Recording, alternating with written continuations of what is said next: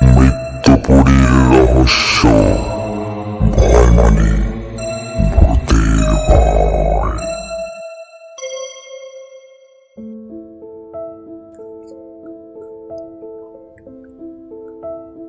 Hello everyone, welcome back to মৃত্যুপুরী রহস্য। ভয় মানেই ভূতের ভয়। আমাদের আজকের নিবেদন বেগুনকোদর স্টেশন।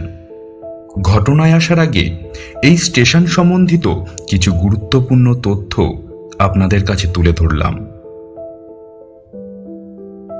পুরুলিয়ার অযোধ্যা পাহাড়ের গা ঘেঁষে ছোট একটা স্টেশন।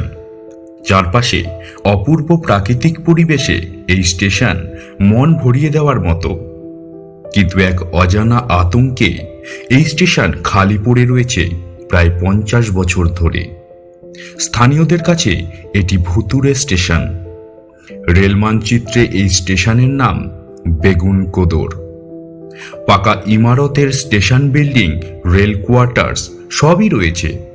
এক সময় নাকি স্টেশন লাগোয়া বড় বাজারও ছিল। এখন সবই অতীত। রেল লাইনের ধারে সারা রাত হানাবাড়ির মতো পড়ে থাকে পুরুলিয়া জেলার কোটশিলার এই বেগুনকোদর স্টেশন। শোনা যায় বহু বছর আগে একদিন মধ্যরাতে এখানে খুন হন স্টেশন মাস্টার ও তার স্ত্রী। পরে স্টেশনের কাছে এক কুয়োর মধ্যে থেকে উদ্ধার হয় তাদের মৃতদেহ। সেই থেকেই নাকি অশরীরী কার্যকলাপ শুরু হয়। এই ঘটনার পরই রাতারাতি পালিয়ে যায় সব রেল কর্মচারী। বন্ধ হয়ে যায় এই স্টেশনে ট্রেন থামা।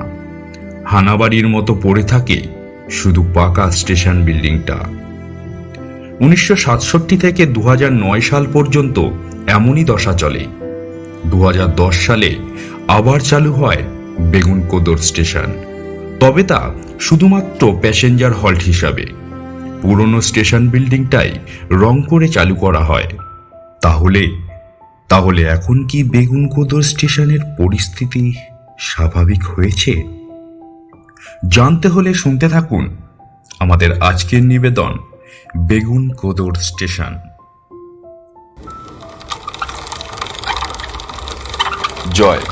জয় একজন টিকিট কালেক্টর, আর ওর পোস্টিং পুরুলিয়া জেলার ঝালদা নামে একটি ছোট গ্রামে তৈরি একটা রেলওয়ে স্টেশনে হয়েছিল।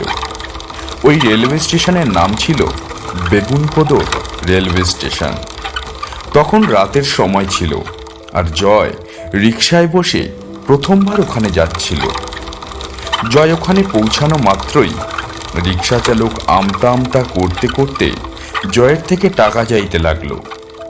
ওই রিকশা চালকের সারা শরীর ঘেমে স্নান হয়ে যাচ্ছিল। এমন মনে হচ্ছিল যেন সে কিছুর জন্য খুব ভয় পেয়ে গেছে। জয় মানিব্যাগ থেকে টাকা বার করছিল। ঠিক তখনই ওই রিকশা চালক ওকে বলে উঠল, তাড়াতাড়ি করুন বাবু, আমাকে তাড়াতাড়ি যেতে হবে। জয়ের কাছে খুচরো টাকা ছিল না। রিকশা চালক 60 টাকা পাবে, কিন্তু ওর কাছে 50 টাকাই খুচরো ছিল। কিন্তু জয় কিছু বলার আগেই ওই রিকশা চালক ওই 50 টাকা নিয়েই স্পিডে রিকশা চালিয়ে ওখান থেকে চলে গেল। রিকশা চালকের এইরূপ আচরণ জয়ের একটু অদ্ভুত লাগলো। জয় স্টেশনে দেরি করে পৌঁছেছিল, তাই ওর অনেক কাজ পড়েছিল। তাই সে রিকশা চালকের আচরণের উপর বিশেষ নজর দিল না, আর স্টেশনের ভিতর চলে গেল। স্টেশনে ঢুকে জয় একটা কর্মচারীকে দেখতে পেল, যে স্টেশনটাকে ঝাঁটা দিয়ে পরিষ্কার করছিল। জয় ওর কাছে যেতেই লোকটা হাসি মুখে নিজের কাজ ফেলে জয়কে স্টেশন দেখাতে লাগলো। স্টেশনের টিকিট কাউন্টারের পাশে টিটির জন্য একটা ছোট্ট রেলওয়ে কোয়ার্টার ছিল। জয় যখন স্টেশনটা পুরো ফাঁকা দেখল, তখন সে মজা করে ওই কর্মচারীকে জিজ্ঞাসা করলো, এই জায়গাটা এরকম ফাঁকা থাকে সব সময়, নাকি কেউ যাওয়া আসাও করে? এই কথা শুনেই ওই কর্মচারী একটু আজব সুরে উত্তর দিল, বাবু, কোনো গ্রামের মানুষ আসুক বা না আসুক, ও নিশ্চয়ই আসবে। এটুকু বলে ওই কর্মচারীটা চুপ হয়ে গেল। জয় ওকে জিজ্ঞাসা করল যে ও আসলে কি বলতে চাইছে। এই কথার উত্তরে কর্মচারীটা কিছু উত্তর দিল না, আর কথা ঘোরানোর জন্য ও জয়ের জন্য চা আনতে চলে গেল। এই স্টেশনে আর জয়ের প্রথম ডিউটি। জয় অফিসে বসে কিছু রেজিস্টার আপডেট করছিল, আর তখনই জোরে একটা ট্রেনের হর্নের আওয়াজ এলো।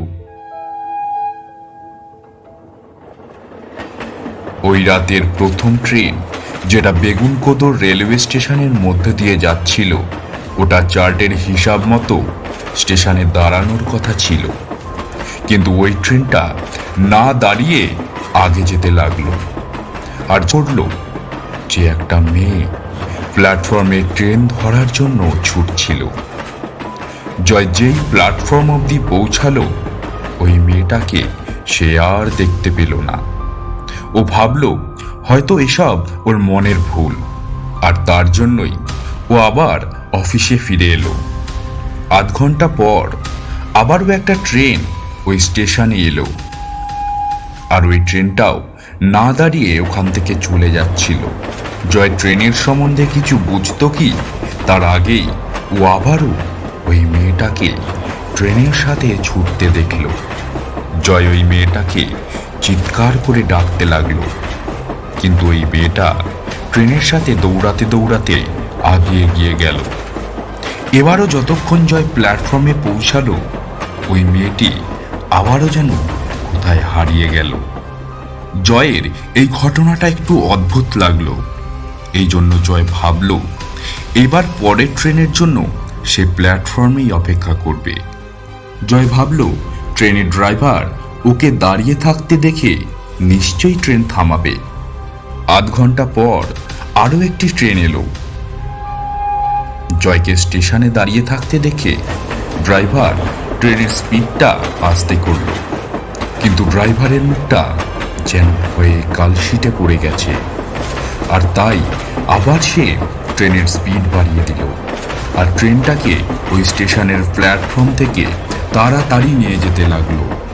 জয় ড্রাইভারকে হাঁক দিতেই যাচ্ছিল, ঠিক তখনই জয় দেখল সাদা শাড়ি পরে ওই মেয়েটি দৌড়ে এলো, আর প্ল্যাটফর্মের মধ্যে দিয়ে ছুটে ট্রেনের থেকেও আগে চলে গেল। জয় নিজের চোখে বিশ্বাস করতে পারল না, কারণ ওই মেয়েটা জয়ের চোখের সামনে ট্রেনের তীব্র গতির থেকেও আগে এগিয়ে গিয়েছিল। এটা দেখে জয় যেন একটু থমকে গেল, আর জয় দৌড়ে অফিসে চলে এলো, আর ভেতর থেকে দরজাটা বন্ধ করে দিল। এই মুহূর্তে সে যেটা দেখেছিল সেটা দেখে জয়ের হৃৎপিণ্ডটা যেন বাইরে বেরিয়ে আসছিল। ও নিজের চেয়ারে বসে নিজেই নিজেকে শান্ত করার চেষ্টা করছিল। তখন সে অফিসের জানালা দিয়ে প্ল্যাটফর্মে যা দেখল, সেটা দেখে তার সারা শরীর কেঁপে উঠল। সে দেখল সেই সাদা শাড়ি পরা মেয়েটা অফিসের জানলা দিয়ে তার দিকেই তাকিয়ে রয়েছে। এটা দেখে জয় তৎক্ষণাৎ অজ্ঞান হয়ে যায়। পরের দিন সকালে রেলের কিছু কর্মচারী এসে জয়কে তার কেবিন থেকে উদ্ধার করে। জয়ের জ্ঞান ফিরতেই সে সমস্ত কথা সবাইকে খুলে বলল। জয়ের সহকর্মীদের মধ্যে থেকে একজন জয়কে বলল, কাল রাতে তুমি অনেক বাঁচা বেঁচে গেছো ভাই। তুমি কি জানো না স্টেশনের কথা? এরপর জয়ের সেই সহকর্মী তাকে সমস্ত ঘটনা খুলে বলে। এরপর থেকেই জয় আর ওই স্টেশনে কাজ করে না। সে বদলি নিয়ে অন্য স্টেশনে তার ডিউটি করছে।